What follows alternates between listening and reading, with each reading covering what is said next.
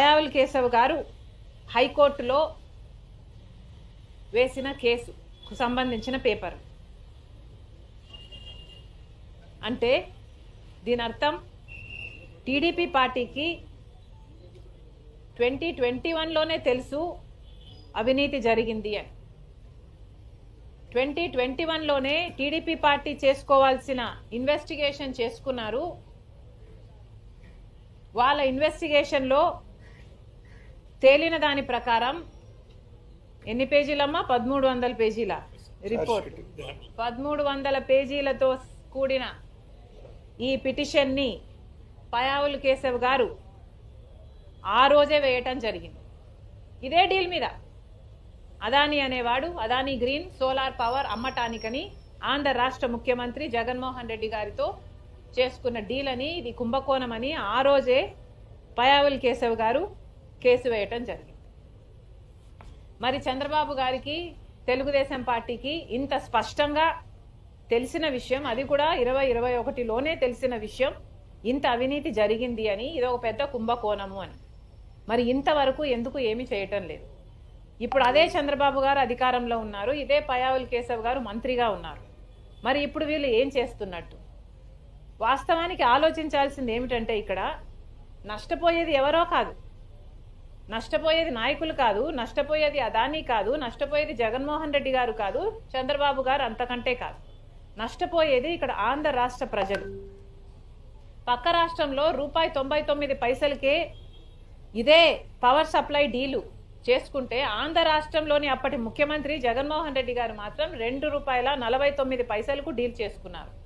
అంటే 50 పైసలకు ఎక్కువ డీల్ చేసుకున్నారు. అది కూడా 25 సంవత్సరాల కోసం ఒకటే లాకిన్, ఇదే ప్రైస్ను లాకిన్ చేశారు.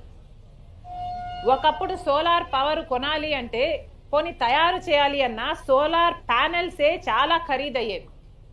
ఆ రోజుల్లో సోలార్ పవర్ యూనిట్ ధర ప్రొడ్యూస్ చేయాలంటే ₹10 అయ్యేది. ఆ రోజుల్లో ₹10కో ₹11కో రాష్ట్రాలు కొనుక్కునేవాళ్ళు. కానీ ఆ ధరలు తగ్గి క్రమంగా తగ్గుతూ వస్తే ఆఖరికి ఇప్పుడు ₹1.99 వరకు తగ్గితే పక్క రాష్ట్రాలు ఆ రేటుకు డీల్ కుదుర్చుకుంటే, ఆంధ్ర రాష్ట్రంలో మాత్రం అప్పుడు జగన్మోహన్ రెడ్డి గారు ₹2.49 డీల్ కుదుర్చుకున్నారు. ఇదే ప్రైస్ 25 సంవత్సరాలు ఉంటుంది అన్న గ్యారంటీ ఎక్కడా లేదు. క్రమంగా ప్రైసులు తగ్గే కొద్దీ ఇంకొక 5 సంవత్సరాలకు ఈ ₹2.49 కాస్త కూడా 50 పైసలకే దొరకచ్చు బయట. అయినా కూడా ఈ భారము ఆంధ్ర రాష్ట్ర ప్రజల మీద తగ్గబోదు. ఎందుకంటే 25 సంవత్సరాల కోసమని ఆంధ్ర రాష్ట్ర ప్రభుత్వము, జగన్మోహన్ రెడ్డి గారు ముఖ్యమంత్రిగా ఉన్న పీరియడ్లో ₹2.49 మేము పవర్ కొంటాము 25 సంవత్సరాలు అని సైన్ చేసుకోవడం జరిగింది. దీని సారాంశం ఏమిటి అంటే, 25 సంవత్సరాల వరకు ఈ భారం మొత్తం ఆంధ్ర రాష్ట్ర ప్రజల నెత్తిన పడబోతుంది. పర్వాలేదా? జగన్మోహన్ రెడ్డి గారు ముఖ్యమంత్రిగా వద్దు అని కదా చంద్రబాబు గారికి జనాలు ఓట్లేశారు, గెలిపించారు. మరి అలాంటప్పుడు ఆ ప్రజల పక్షాన నిలబడాల్సిన అవసరం ఇప్పుడు చంద్రబాబు గారికి లేదా? ఇంత అవినీతి జరిగితే, అవినీతి మీద ఆ రోజు పయావుల్ కేశవ్ గారు హైకోర్టు కూడా వెళ్తే, మరి ఇప్పుడు కనీసం ఎంక్వైరీ వేయటానికి కూడా మీరు ఎందుకు భయపడుతున్నారని అడుగుతున్నా. మొన్న అసెంబ్లీలో చంద్రబాబు గారు మాట్లాడుతూ కనీసం అదానీ అన్న పేరు ఉచ్చరించడానికి కూడా భయపడుతున్నారు. అవినీతి జరిగిందని చెప్తున్నారు, జగన్మోహన్ రెడ్డి గారు డబ్బులు తీసుకున్నారని చెప్తున్నారు, కానీ ఇచ్చింది మాత్రం అదానీ అని చెప్పడానికి భయపడుతున్నారు. ఎందుకంటే అదానీ బీజేపీ మనిషి కాబట్టి, మోడీ మనిషి కాబట్టి, చంద్రబాబు గారికి టీడీపీకి అలయన్స్ ఉంది కాబట్టి. అంటే వాళ్ళ స్వార్థ రాజకీయాల కోసం, వాళ్ళ స్వార్థ రాజకీయ ప్రయోజనాల కోసం అదానీని కాపాడే పనిలో పడ్డారు చంద్రబాబు గారు. ఏ అదానీ మీద అయితే పయావుల్ కేశవ్ గారు కేసు వేశారో అదే అదానీని కాపాడే పనిలో పడ్డారు ఇప్పుడు చంద్రబాబు గారు, ముఖ్యమంత్రి గారు. ఇక బీజేపీకి అదానీకి ఉన్న సంబంధం గురించి వేరే చెప్పనవసరమే లేదు. కేంద్ర స్థాయిలో అదానీ అవినీతి గురించి, ఈ డీల్ గురించి కూడా లీడర్ ఆఫ్ అపోజిషన్ గా రాహుల్ గాంధీ గారు పార్లమెంటులో సైతం పార్లమెంట్ స్తంభించే విధంగా దీని మీద ఎంక్వైరీ జరగాలి అని అడుగుతూనే ఉన్నారు. అయినా కూడా అదానీ బీజేపీ పార్టీకి ఫండ్ చేసేవాడు కాబట్టి ఆ అదానీని కాపాడే పనిలో ఉన్నాడు మోడీ గారు. కాబట్టి ఇంతవరకు జాయింట్ పార్లమెంటరీ కమిటీ వేయమని ఎన్నిసార్లు అడిగినా కూడా ఇంతవరకు కూడా ఒక్క ఎంక్వైరీ కూడా పడలేదు అదానీ మీద. మోడీ గారి చేతిలోనే ఉన్నాయి సిబిఐ, ఈడీ ఇవన్నీ కూడా. కానీ ఈ దర్యాప్తు సంస్థలు ఎక్కడా ఏవి బయట పెట్టలేదు. మన వాళ్ళు కనుక్కోలేనిది, మన సిబిఐ, మన ఈడీ కనుక్కోలేనిది ఎక్కడో అమెరికాలో ఎఫ్బిఐలో వాళ్ళు మన రాష్ట్రంలో మన దేశంలో అవినీతి జరిగింది అని వాళ్ళు బయట పెట్టారు అంటే ఎంత సిగ్గుచేటు. అంటే మనమంత చేతగాని వాళ్ళమా? సిబిఐ అంత చేతగానిదా? ఈడీ అంత చేతగానిదా? మోడీ అంత చేతగాని వాడా? వీటికి సమాధానం చెప్పాల్సి ఉంటుంది. ఇప్పుడు చంద్రబాబు గారు ఇక్కడ ముఖ్యమంత్రిగా ఉన్నారు.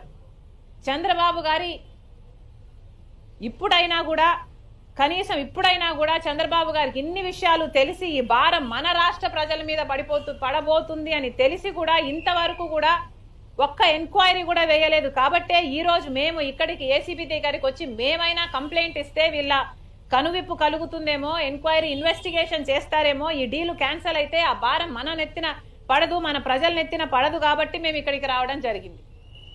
కానీ నిజంగానే ఏసీబీకి ఆ స్వేచ్ఛ ఉందా? లేకపోతే ఏసీబీ ఏమైనా ఇలా కింది పట్టుకున్నాం, కింది పెట్టమ్మా, ఎక్కడ పెడుతున్నావు? కొంచెం కింది పెట్టుకోండమ్మా. ఇలా ఏమైనా ఏసీబీ చంద్రబాబు గారి పంజరంలో ఉందా? చంద్రబాబు గారు సమాధానం చెప్పాలి. ఏసీబీకి ఈ డీల్ గురించి, మన రాష్ట్రంలో జరిగిన అవినీతి గురించి, ఈ కరప్షన్ గురించి ఇన్వెస్టిగేట్ చేసే అధికారం ఉందా? లేకపోతే చంద్రబాబు గారి పంజరంలో చిక్కుకొని ఉందా? చంద్రబాబు గారు సమాధానం చెప్పాలి. ఏసీపీ కూడా నిరూపణ చేసుకోవాలి. మీది యాంటీ కరప్షన్ బ్యూరో. మరి మీరు కరప్షన్ మీద సుమోటోగా తీసుకొనైనా సరే మీరు ఎంక్వైరీ చేయడానికి వీలు ఉంది.